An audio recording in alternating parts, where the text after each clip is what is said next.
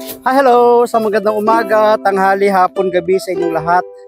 Saan man kayong panig ng mundo, saan man kayong panig ng Pilipinas, Luzon, Visayas at Mindanao, anong oras man kayong inaabot ng bidyong ito, nawat datnan kayong malakas, malusog, walang sakit at karamdaman. Kung may pagsubok man ay inyo ring mapagtatagumpayan. Tayo po muli ay hahango ng ating pagbasa. Hahanguin po natin ang ating pagbasa sa Ebanghelyo ni San Juan, ang Kabanata 8, mga talatang 12 hanggang 20. Noong panahong iyon, sinabi ni Jesus sa mga Pariseo, "Ako ang ilaw ng sanlibutan. Ang sumusunod sa akin ay magkakaroon ng ilaw na nagbibigay buhay at di nalalakad sa kadiliman." Sinabi sa kanya ng mga Pariseo, "Ikaw ang nagpapatotoo sa iyong sarili. Hindi maaaring tanggapin ang patotoo mo." Sumagot si Jesus, "Kahit ako ang nagpapatotoo sa aking sarili, totoo ang aking sinasabi sapagkat alam ko kung saan ako nanggaling at kung saan ako paroroon. Ngunit hindi ninyo alam ang aking pinanggalingan at ang aking paroroonan. Humahatol kayo ayon sa paghatol ng tao, ngunit hindi ako humahatol kanino man. Humatol man ako, tama ang aking hatol, sapagkat hindi lamang ako ang humahatol, kundi ako at amang nagsugo sa akin. Nasusulat sa inyong kasulatan na dapat tanggapin ang patotoo ng dalawang tao. Nagpatotoo ako tungkol sa aking sarili at nagpatotoo rin ang amang nagsugo sa akin." Pagpalain po ng Diyos ang pagkabasa ng kanya pong mabuting balita. Mapapansin po natin sa ating pagbasa na ang Panginoong Hesus ay nagpapahayag sa kanila na siya ang ilaw. Alam mo naman natin ng mga panahon na yun, wala elektrisidad. Napakahalaga ang isang liwanag, ang isang ilaw, lampara man ito o suluman.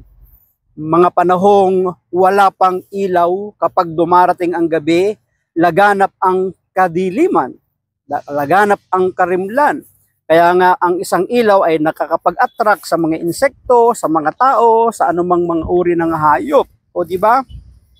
So sinasabi ni Jesus na siya ang ilaw, hindi siya literal na ilaw, kundi siya ang ilaw ng bayang Israel na magbibigay liwanag sa kanila, sa kanilang buhay at sa kanilang buhay sa harapan ng ating Panginoon. Ngunit hindi siya tinatanggap sapagkat siya lang daw ang nagpapatotoo sa kanyang sarili.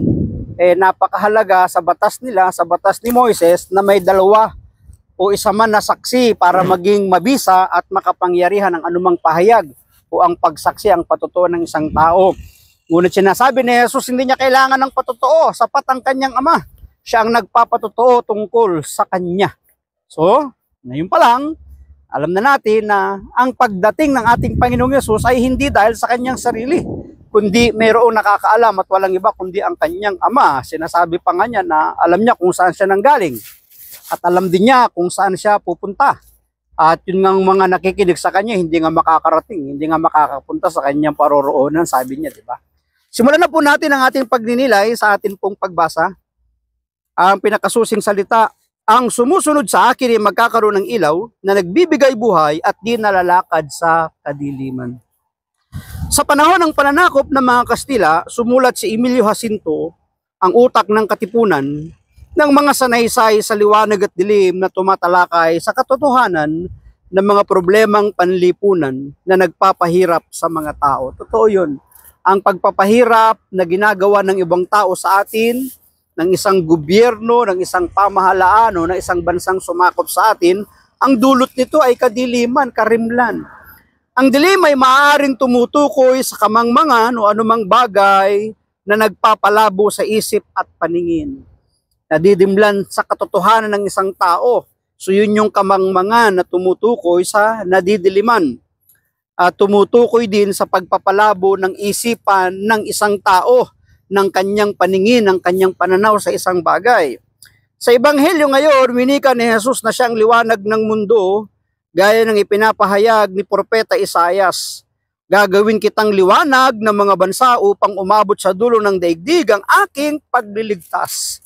So ang liwanag dala ng ating Panginoong Yesus ay liwanag na magdudulot ng kaligtasan sa kanyang bayan at maging sa isang bansa na tatanggap at kikilala sa kanya.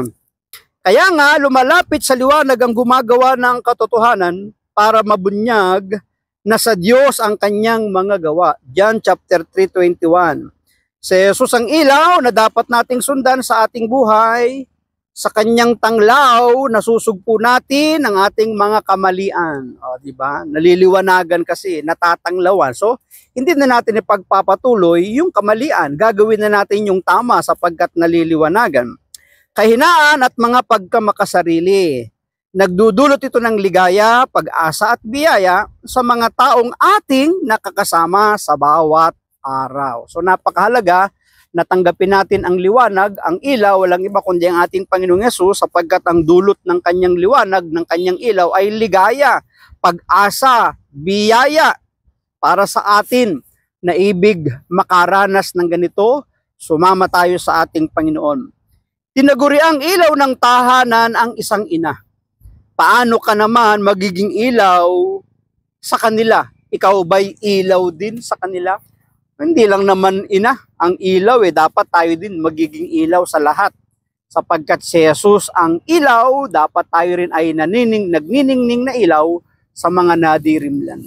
Pagpalain tayo ng ating Panginoon, ang akin lamang palaging sambit, hayaan natin ang Diyos, ang palagi ang maging Diyos ang ating buhay. Bye-bye and bye-bye.